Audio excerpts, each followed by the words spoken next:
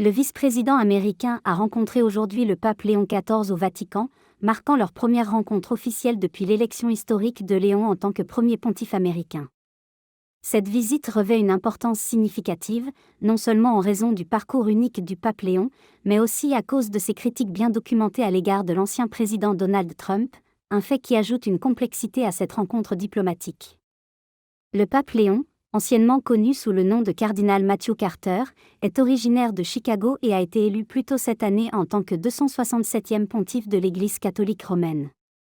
Son élévation au pontificat a été accueillie à la fois par des célébrations et des spéculations, particulièrement aux États-Unis, où ses positions progressistes et son franc-parler ont attiré l'attention. Pendant l'administration Trump, Carter avait publiquement critiqué les politiques sur l'immigration, le changement climatique et la justice sociale, se positionnant souvent comme un contrepoids moral face à ce qu'il décrivait comme un « mépris politique pour les plus vulnérables ». Son élection en tant que pape a mis ses positions sous les projecteurs mondiaux, donnant une nouvelle tonalité à la diplomatie vaticane.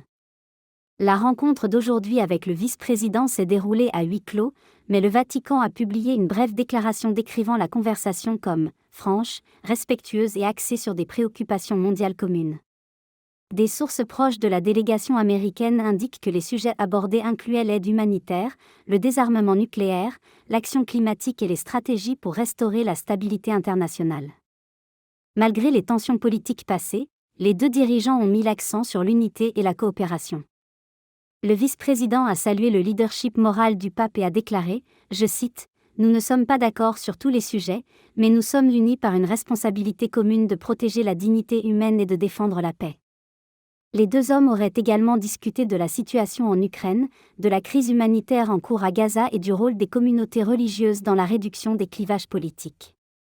Les analystes considèrent cette rencontre comme un moment délicat mais important de rapprochement, qui témoigne du respect de l'administration américaine pour l'influence mondiale du Vatican, même si des différences idéologiques persistent. Il reste à voir si cela marque le début d'une relation plus étroite entre Washington et le Saint-Siège.